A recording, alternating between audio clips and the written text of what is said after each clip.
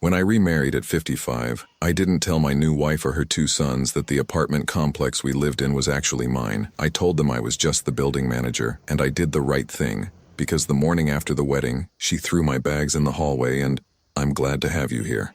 Follow my story until the end and comment the city you're watching from so I can see how far my story has reached. I never thought my second chance at love would end before it even began. My name is Carl Morrison, and I'm 55 years old. Yesterday was supposed to be the happiest day of my life since Sarah passed 5 years ago. Instead, it became the day I learned that some people wear masks so convincing, you forget they're not real faces. The wedding was small, intimate.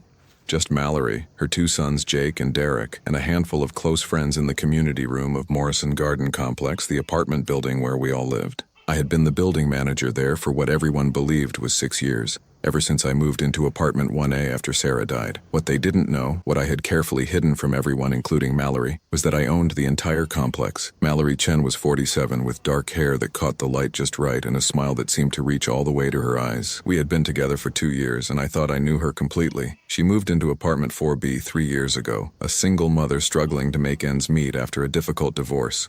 At least, that's what she told me. I watched her juggle 2 part-time jobs, always worried about the monthly rent of $1,200, always grateful when I could give her a small break on utilities or maintenance fees. I fell in love with her strength, her resilience, the way she never complained despite carrying so much weight on her shoulders. When she looked at me, I didn't feel like a grieving widower anymore. I felt like Carl again, not just the shadow of the man Sarah had loved. Our wedding day was perfect. Mallory wore a simple cream dress that made her look radiant. Jake, 24 and always a bit rough around the edges, actually wore a tie. Derek, 22 and usually glued to his phone, put it away for the ceremony. They walked her down the aisle together, and for a moment I believed we were becoming a real family. "Do you, Carl Morrison, take Mallory Chen to be your lawfully wedded wife?" the officiant asked. "I do," I said, looking into her eyes and seeing what I thought was forever. When she said her vows, her voice trembled slightly. "Carl, you've given me stability when I had none, love when I thought I'd never find it again. You've been my anchor." I squeezed her hands, feeling the cool metal of my wedding ring, the new one, not Sarah's ring, which I still wore on my right hand. The reception was lovely. Mrs. Patterson from 3C made her famous lasagna. Mr. Rodriguez brought his guitar and played the Spanish songs Mallory loved. Even Jake seemed relaxed, laughing at Derek's stories about his community college classes. We stayed up until almost midnight, cleaning up and talking about our future. Mallory mentioned wanting to redecorate my apartment, our apartment now. She had such specific ideas about new furniture, about changing the layout. I found it charming how excited she was about making it ours. "I've been thinking," she said as we finally headed to bed, "maybe we should get a bigger place. Your apartment is nice, but with Jake and Derek visiting more often now that we're married, we'll figure it out," I told her, kissing her forehead. "We have time." I woke up Sunday morning to the smell of coffee brewing. For a moment, lying in bed listening to Mallory move around the kitchen, I felt truly happy. Sarah would have wanted this for me, I thought. She would have wanted me to find love again. When I walked into the kitchen, Mallory was already dressed, her hair pulled back in a severe ponytail I'd never seen before. Jake and Derek were at the small dining table, looking more serious than I'd ever seen them. "Good morning, wife," I said with a smile, reaching for her. She stepped back. "Sit down, Carl." Something in her tone made my stomach tighten. "Is everything okay?" "Sit down," she repeated, and there was no warmth in her voice at all. I sat, confused.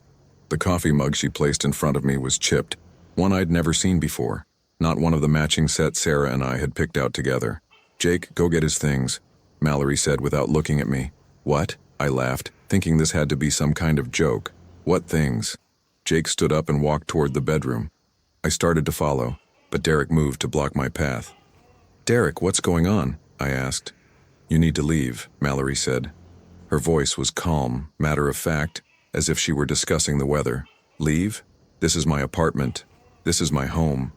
She turned to face me then, and the woman looking back at me was a complete stranger. The warmth was gone, the gentle smile, the soft eyes that used to crinkle when she laughed. This woman was cold, calculating. "Not anymore," she said. "We're married now. This apartment comes with the marriage, and the marriage comes with conditions." "What are you talking about?" Jake returned carrying a suitcase, my suitcase, hastily packed with what looked like random clothes. "Here's his stuff." "This is insane." I said, standing up so fast the chair scraped against the floor. Mallory, talk to me. What's happening here? What's happening, she said, crossing her arms, is that you're leaving. This apartment is too small for all of us, and since you're just the building manager, you can find somewhere else to live, maybe one of the smaller units. Just the building manager? The words felt strange in my mouth. Jake and Derek need stability. They're young men trying to build their futures. You're 55 years old with a maintenance job. This isn't really about you anymore. I stared at her, trying to find any trace of the woman I'd married less than 24 hours ago.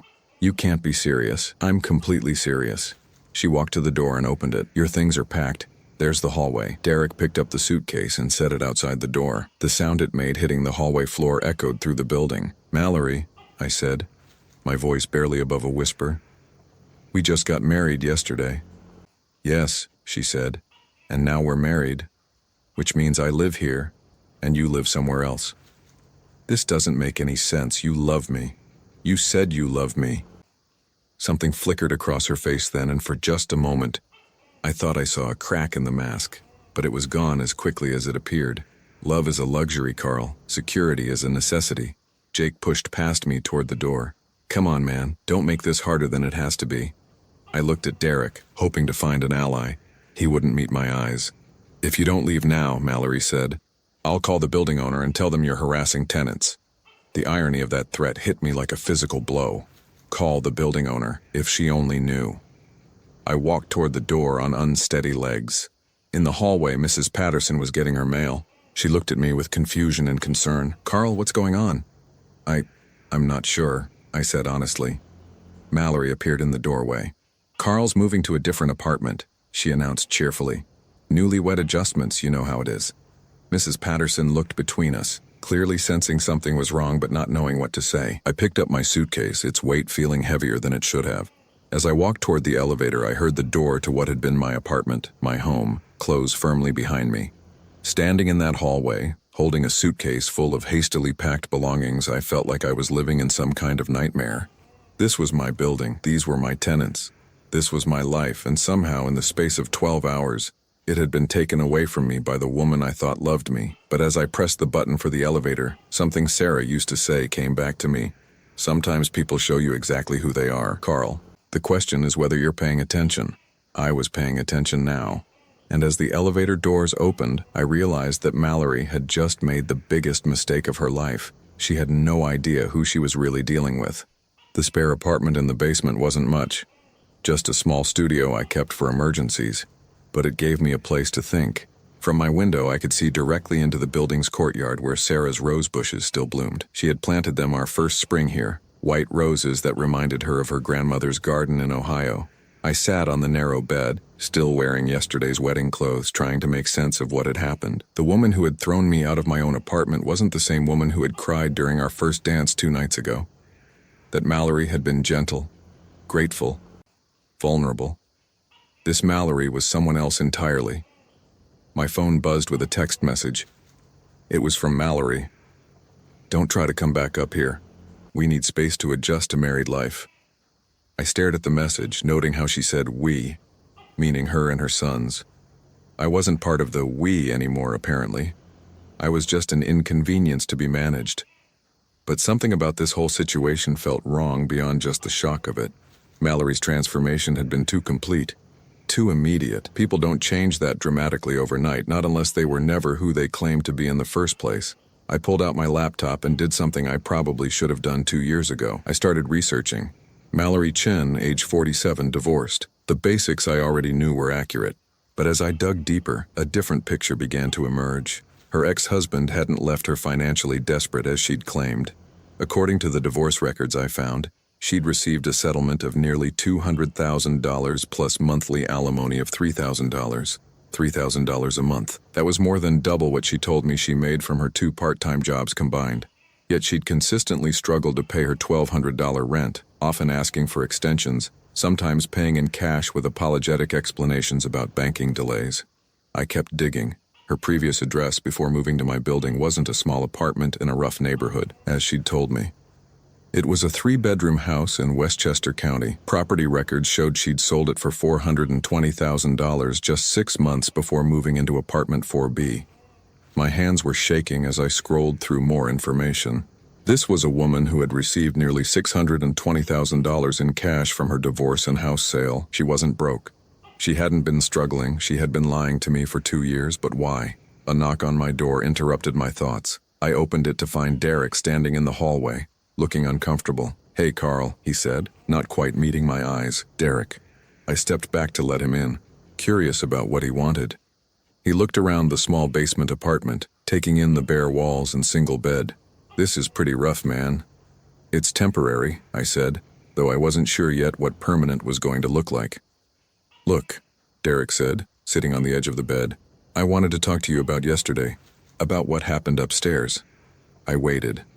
"The thing is," he continued, "Mom's been planning this for a while." The words hit me like ice water. "Planning what exactly?" Derek shifted uncomfortably. "The whole marriage thing.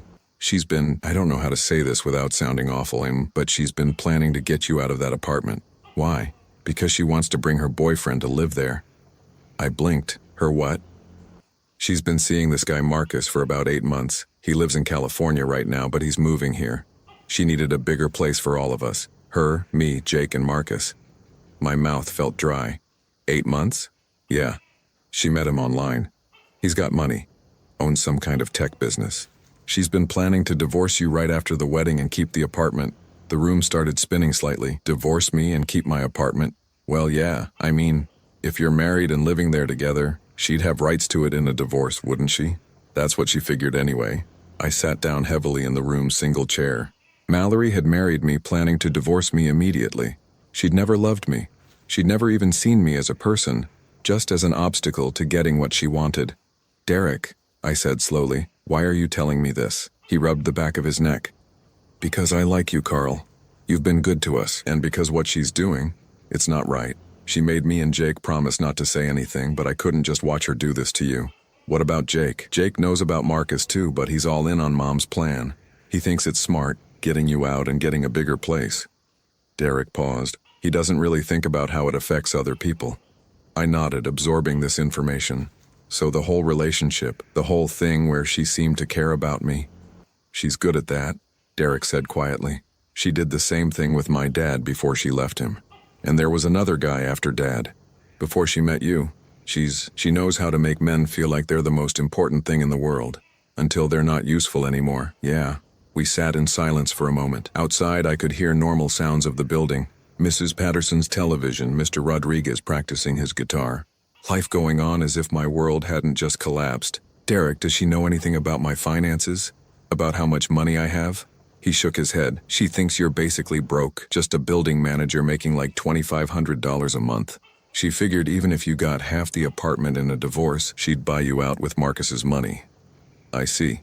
"Carl," Derek said, standing up, "I should probably go before Mom notices I'm down here. But I wanted you to know that this whole thing wasn't about you not being good enough or anything. She never really gave you a chance." After he left, I sat alone in that basement apartment, staring at my laptop screen. The research I'd done, combined with Derek's confession, painted a clear picture. Mallory wasn't a struggling single mother who'd found love again. She was a predator who specialized in targeting vulnerable men, and she had picked the wrong target. I opened my desk drawer and pulled out a folder I'd hoped I'd never need. Inside were all the legal documents related to my ownership of Morrison Garden Complex.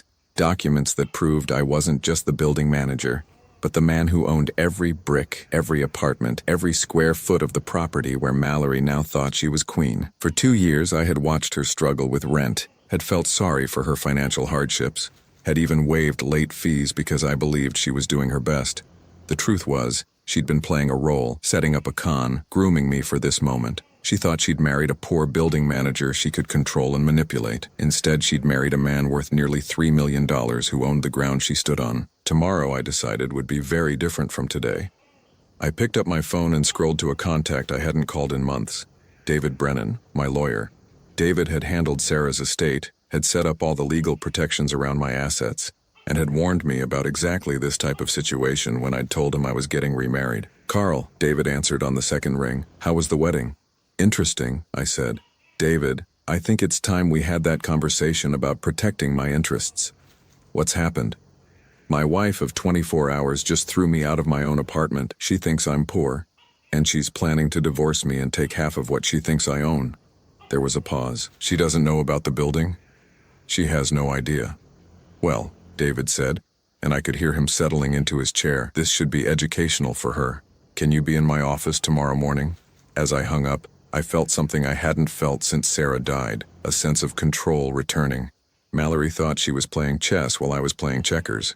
She was about to learn that she wasn't even playing the same game. Monday morning came with the kind of clarity that only follows a sleepless night of planning. I had spent hours with David Brennan going over every legal detail, every protection I had in place, every move Mallory might try to make. Now it was time to turn the tables.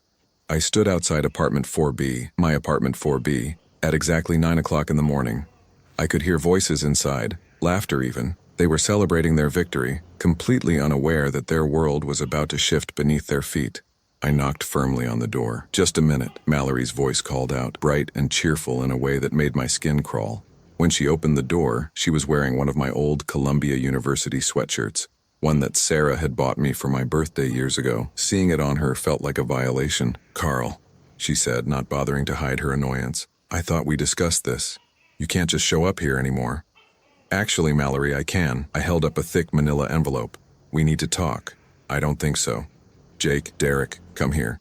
Both young men appeared behind her, Jake with his chest puffed out like he was ready for a confrontation, Derek looking uncomfortable but standing with his mother nonetheless. "Guys," I said calmly, "you might want to sit down for this." "We're not sitting down for anything," Jake said. "You need to leave." I opened the envelope and pulled out the first document. "This is the deed to Morrison Garden Complex, the entire building. Take a look at the name on the ownership line." I held it up so they could see. The color drained from Mallory's face as her eyes focused on the words. "Carl Morrison, sole proprietor." That's not possible," she whispered.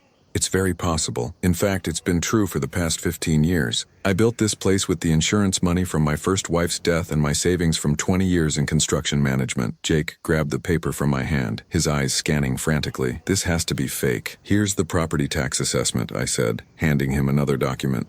"Here's the mortgage documentation showing final payment 3 years ago. Here's my business license for Morrison Property Management. Would you like to see my bank statements showing the rental income from all 12 units? Mallory sat down heavily on the couch, my couch, her hands shaking. "You said you were the building manager." "I said I managed the building. I never said I didn't own it." Derek was staring at the papers, his mouth slightly open. "Carl, you own this whole place? Every brick, every pipe, every square inch of ground it sits on." "But," Mallory said, her voice getting higher, "you live like you don't have any money. You drive that old pickup truck. You wear work clothes. You said you made $2,500 a month. I said that was my salary as building manager, which it is. I pay myself a modest management fee for tax purposes. The rental income from 11 other units, however, brings in about $14,000 monthly. After expenses, maintenance, and property management costs, my net income from this building alone is roughly $9,000 per month." The silence in the room was deafening. Jake was the first to recover. "So what? You still married Mom. She still has rights." "Actually, Jake, she doesn't." I pulled out another document. "This is a prenuptial agreement your mother signed." "I never signed any prenup," Mallory said quickly. "You signed it right here," I said, pointing to a signature on the document. "Friday afternoon, at David Brennan's office. You thought you were signing apartment lease modification papers." Her face went white. You tricked me. I protected myself. David explained every document you signed, Mallory. You just weren't paying attention because you thought you were signing papers to get Derek a lease reduction and Jake permission to park his motorcycle in the courtyard." The truth was, David had been extremely thorough. He'd explained that the documents included marriage protection clauses, but Mallory had been so focused on what she thought were tenant benefits that she'd rushed through the signatures. "You can't do this," she said, standing up abruptly. "We're married. I live here now. You live here as my tenant, Mallory, and as of today your rent is going up to market rate, $3,000 per month." "3,000? Derek gasped. "That's the going rate for a 2-bedroom apartment in this neighborhood. I've been giving you a significant discount for the past 3 years." Jake stepped toward me, his hands clenched into fists. "You son of a—" "Careful, Jake," I said calmly. "You're in my building talking to your landlord, and based on what Derek told me yesterday about your mother's boyfriend Marcus, you've been planning this little scheme for quite some time." Mallory's eyes snapped to Derek. "What did you tell him?" Derek looked miserable. "Mom, I couldn't just watch you do this to him." "You told him about Marcus?" Her voice was deadly quiet. "Among other things," I said. "I also know about your divorce settlement, Mallory. The $200,000 you received, the $3,000 per month in alimony, the $420,000 you got from selling your house in Westchester." She sat back down, harder this time. "You've been lying to me for 2 years about being financially struggling. You've had over $600,000 this entire time. You weren't a struggling single mother. You were a woman running a long con." "I never," she started, but I held up my hand. "I have your financial records, Mallory. I know about the rental property you own in Albany that brings in $1,800 monthly. I know about the investment account with Merrill Lynch that has a current balance of roughly $460,000. I know you're not poor, and I know you never were." Jake slammed his fist on the coffee table. "So what's your point, old man?" "My point is that your mother married me under false pretenses, planning to divorce me and steal my assets. What she didn't count on was that I'm not the naive widower she thought I was." I pulled out my phone and opened the security camera app. "I also know that Marcus flew in from San Francisco yesterday and spent the night in apartment 2C, Mrs. Chen's place, because your mother arranged for him to stay there while she figured out how to get rid of me permanently." Mallory's face crumpled. "How do you know that?" "Because I own the building. Mallory, I have security cameras in every hallway, every entrance, every common area. I've watched Marcus come and go 3 times in the past 6 months during what you told me were weekend visits to your sister in Connecticut."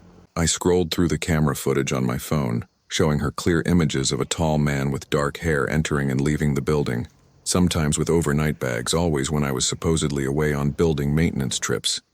"You've been planning this for months, the marriage, the immediate divorce, taking half of what you thought I owned. You figured I was a simple building manager with maybe 40 or 50,000 in savings, and even half of that would be worth it for a few months of pretending to love me." Derek was staring at his mother with an expression I'd never seen before, disgust mixed with disappointment.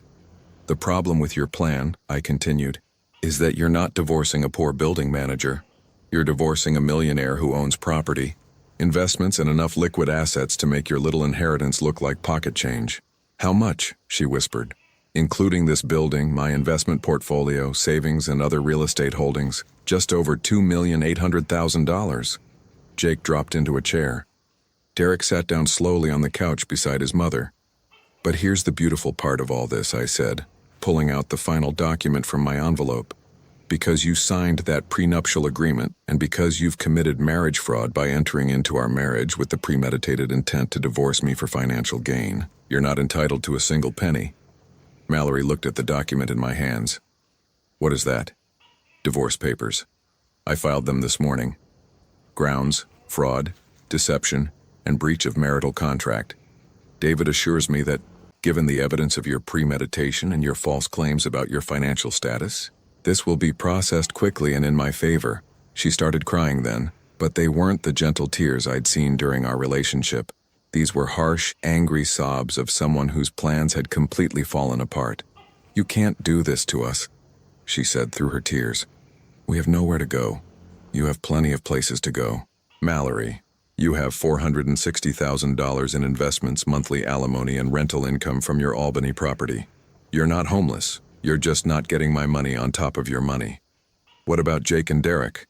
I looked at both young men. Derek met my eyes with what looked like relief. Jake was staring at his hands. "Derek can stay if he wants. His name was on the lease modification you thought you were signing, but it was actually a separate apartment lease for Unit 3A.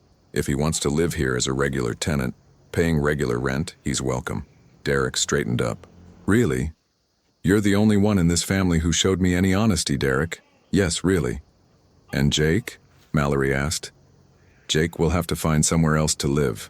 Preferably with Marcus, since that was the plan all along anyway." The room fell silent except for Mallory's crying. "You have 30 days to vacate apartment 4B, I said. "That's more generous than I need to be, but I'm not heartless, I'm just not stupid." As I walked toward the door, Mallory called out behind me. "Carl, wait, we can work this out. I made mistakes, but we can fix this." I turned back to look at her one last time. "Mallory, you didn't make mistakes. You made choices. You chose to lie to me for 2 years. You chose to marry me, planning to divorce me immediately. You chose to see me as nothing more than a mark in your con game. I never. You did. And now you're facing the consequences of those choices." I opened the door and stepped into the hallway, then turned back. "Oh, and Mallory, Marcus should find a different place to stay tonight. Mrs. Chen's lease has a strict no overnight guests policy that I'll be enforcing starting immediately. As I walked down the hallway toward the elevator, I could hear raised voices behind me, Jake's angry shouts, Derek trying to calm everyone down, and Mallory's continuing sobs.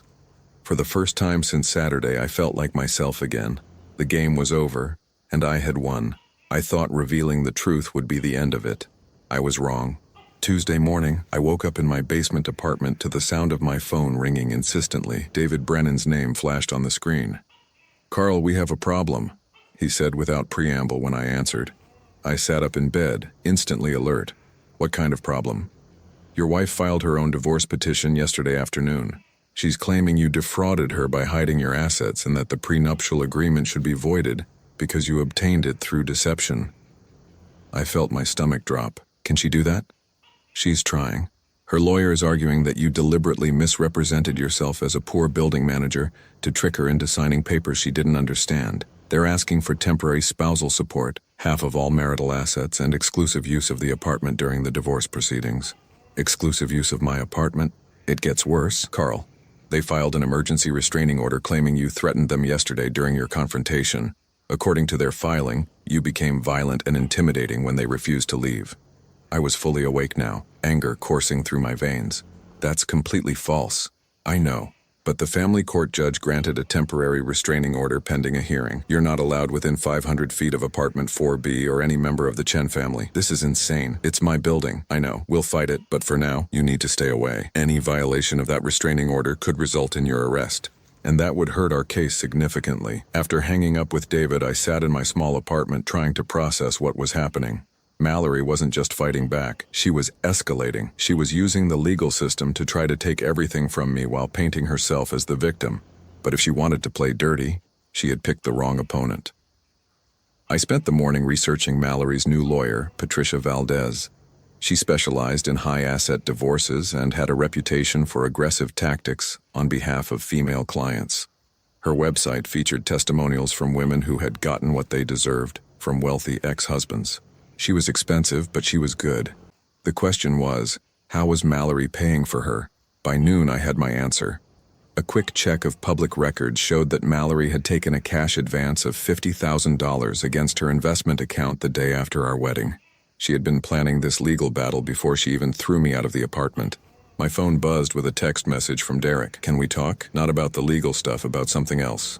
I called him immediately. "Derek, I can't come to the building. There's a restraining order." "I know. Can you meet me at the coffee shop on Maple Street? It's about Mom and Jake." An hour later, Derek sat across from me in a corner booth at Rossetti's Cafe, looking more tired than I'd ever seen him. His usually neat appearance was disheveled, his eyes red from what looked like a sleepless night. "She's completely lost it," he said without preamble. "What do you mean? Yesterday after you left?" "She went crazy. She started throwing things, screaming about how she was going to destroy you. Jake was right there with her, talking about how they were going to take everything you owned." Derek paused, running his hands through his hair. "But then Marcus showed up. At the apartment?" "Yeah. And Carl, this guy isn't what she told us he was." I leaned forward. "What do you mean?" "She said he was successful, that he owned a tech company in California. But when I talked to him last night, he let slip that he's actually unemployed. He's been living off unemployment benefits and staying with different women he meets online." My blood ran cold. "Different women?" He started bragging to Jake about how he's got this system worked out. He finds women online who seem financially stable, convinces them he's successful, then gradually moves in with them. When they figure out he's lying, he moves on to the next one. "And Mallory doesn't know this?" Derek shook his head. "She has no idea. She thinks he's going to help her pay for the legal battle, and then they'll live together in your apartment after she wins the divorce." I sat back, processing this information. "Derek, this means your mother is being conned by the same type of person she tried to con." "That's not even the worst part," Derek said. He pulled out his phone and showed me a photo. It was Marcus, but he looked different, thinner, scruffier, clearly older than the polished photos Mallory had shown me. I reverse searched his photo. His real name isn't Marcus Chen, it's Martin Kowalski, and he's got a criminal record. For what? Fraud, identity theft. He's been arrested 3 times in California for running romance scams on older women. There's a warrant out for him in Nevada for skipping bail on a theft charge. I stared at the information on Derek's phone screen. This was bigger than just a messy divorce. Mallory had unknowingly brought a career criminal into my building. "Derek, why are you telling me this?" "Because I'm scared," he said simply. Mom is so focused on trying to destroy you that she's not seeing what's right in front of her. This guy is dangerous. And Jake, he paused. Jake thinks Martin is cool. He's talking about doing some kind of business with him. What kind of business? I don't know.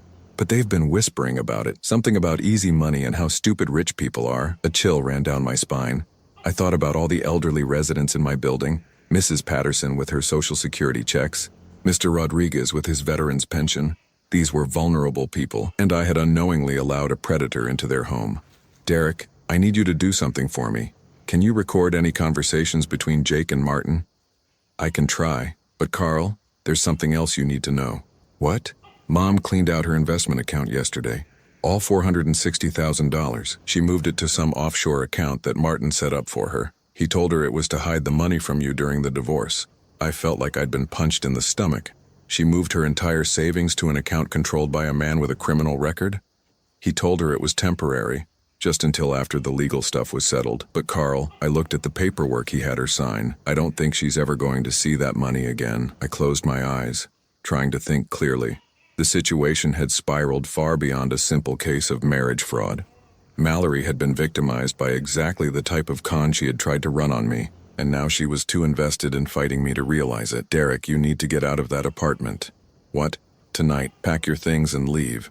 Go stay with a friend, get a hotel room, whatever you need to do. This situation is about to get much worse. I can't just abandon her. You're not abandoning her. You're protecting yourself.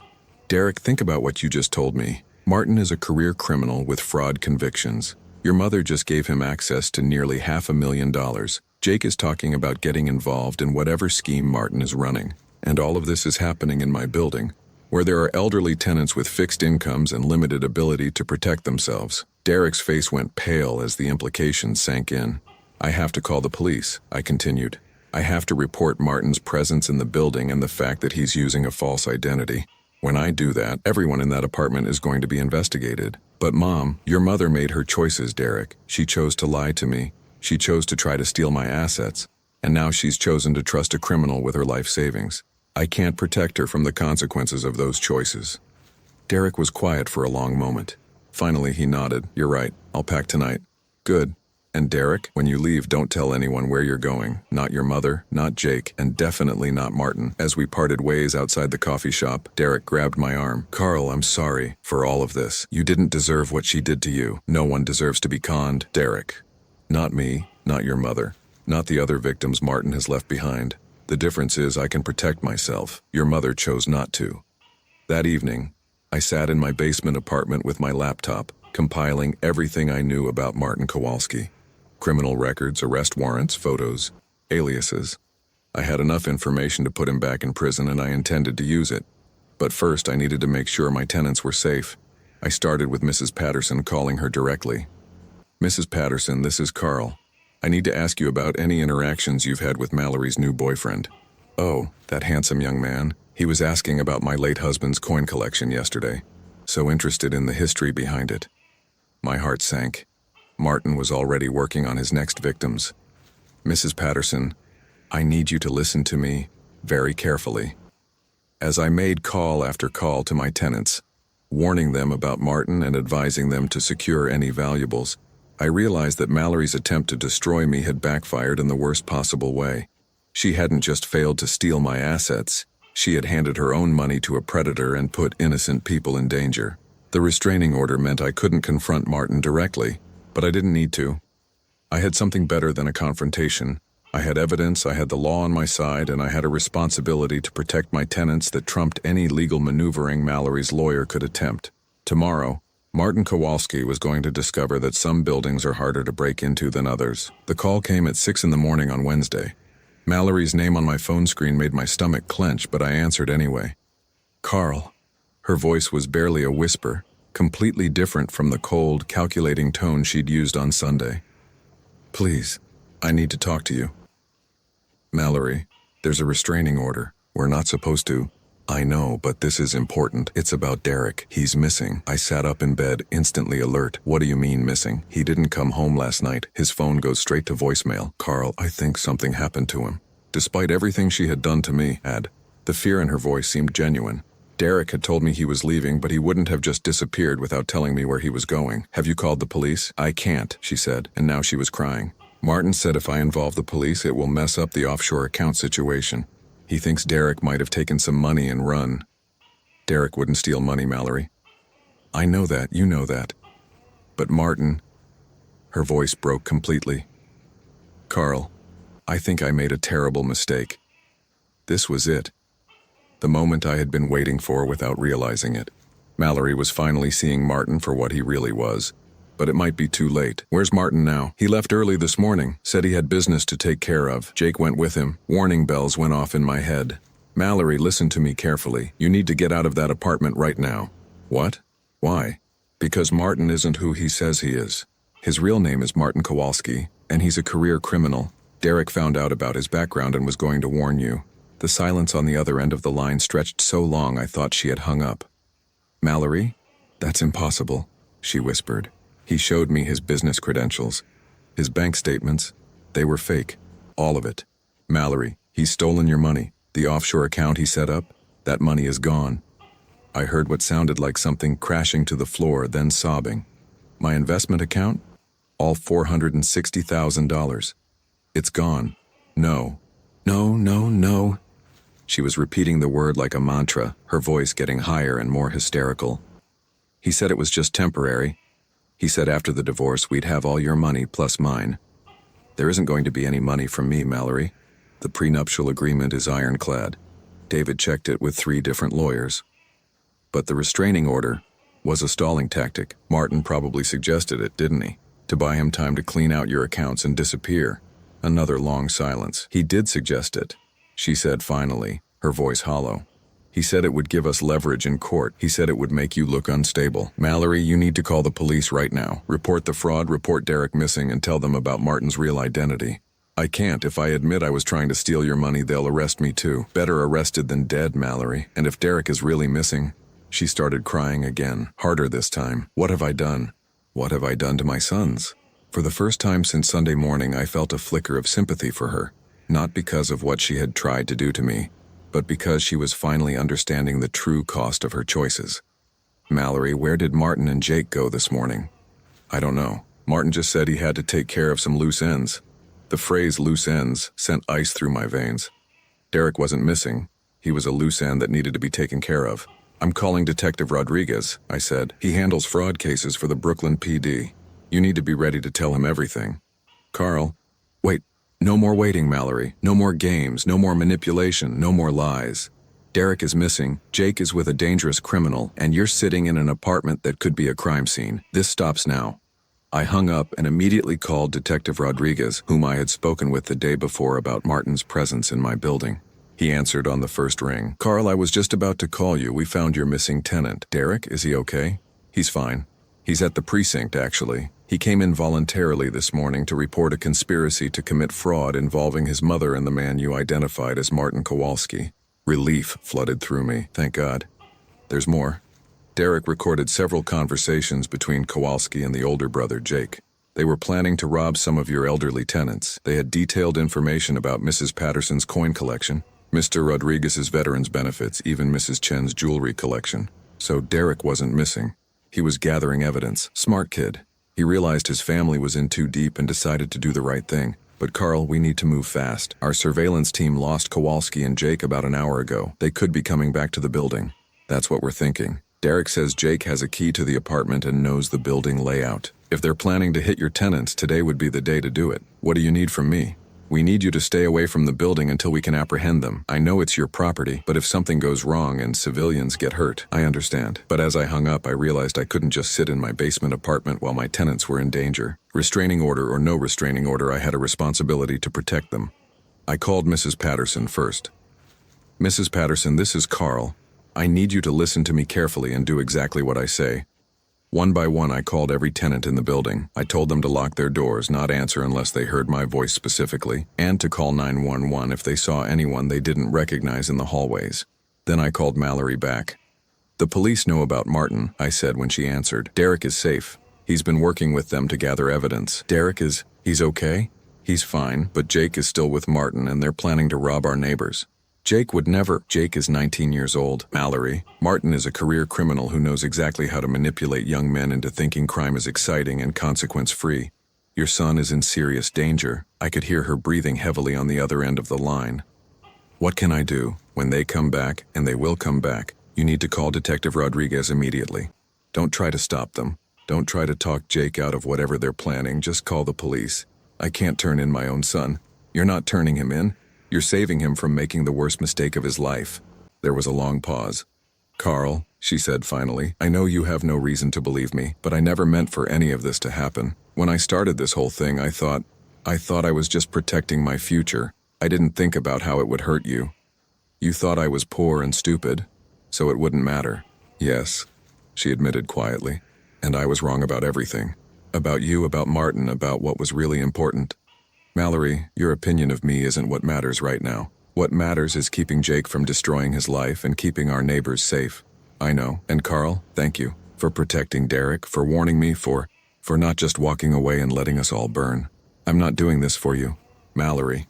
I'm doing it because it's the right thing to do. After I hung up, I sat in my small apartment staring at my phone and waiting. The security camera app on my tablet showed normal activity in the building.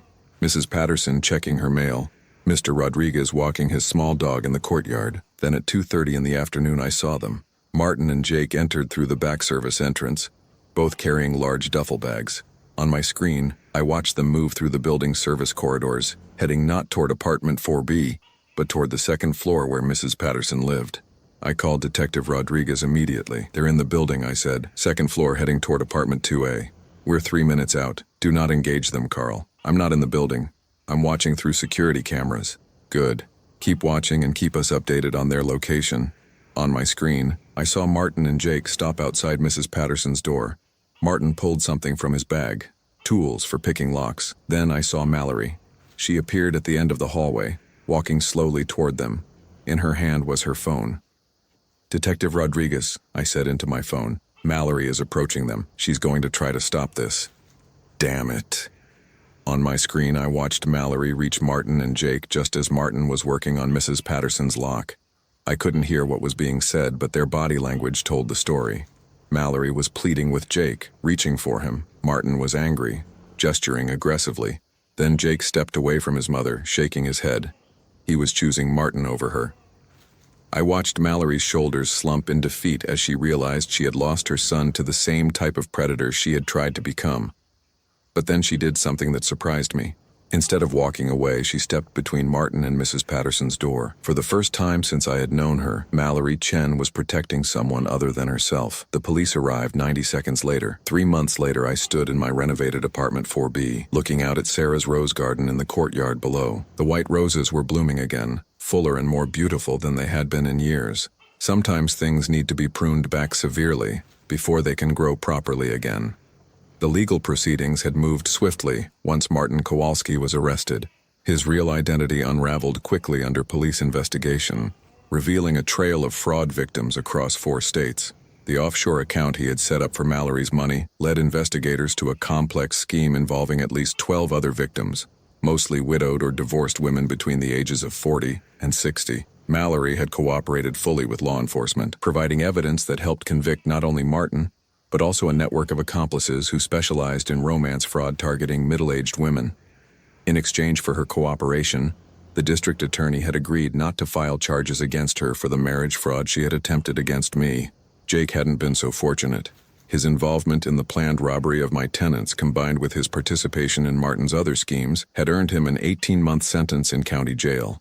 He would be eligible for early release in 9 months if he completed the rehabilitation programs Derek had convinced him to sign up for. Derek knocked on my door at exactly 4 o'clock, as he had every Wednesday for the past 2 months. "How's the job search going?" I asked as I let him in. "I got the position at Morrison Construction," he said with a smile. "They want me to start Monday." I had recommended Derek for an entry-level project management position with my old company. After everything he had done to protect me and the other tenants, it was the least I could do. "That's great news. They're good people there. You'll learn a lot." Derek looked around the apartment, which I had completely renovated after Mallory moved out. New paint, new furniture, new everything. The only things I had kept were the photographs of Sarah and the wedding ring I still wore on my right hand. "It looks good in here," he said. "Really different. It needed to be different." Derek sat down in one of the new chairs, his expression serious. "Carl, I need to ask you something." "Go ahead." "Why did you help us? After everything Mom tried to do to you, after all the lies and the legal stuff, why didn't you just let us burn?" I had been expecting this question for months. Derek deserved an honest answer. "Because holding on to anger would have made me become someone I don't want to be. Your mother hurt me, yes, but she also got hurt worse than I ever did. She lost her savings, her son ended up in jail, and she had to face the fact that she had become exactly the kind of person she always claimed to hate. But you could have just walked away. I could have. But walking away would have meant letting Martin hurt Mrs. Patterson and the other tenants. It would have meant letting Jake destroy his life. And it would have meant letting your mother continue down a path that was only going to lead to more pain for everyone." Derek nodded slowly. "She talks about you sometimes, you know. How is she doing?" After the arrests, Mallory had moved back to Albany, where she still owned a small rental property. With her investment savings gone and her alimony payments suspended during the investigation, she had been forced to get a job as a receptionist at a dental office. It was the first time in years she had worked a regular job. "She's different," Derek said. "Quieter.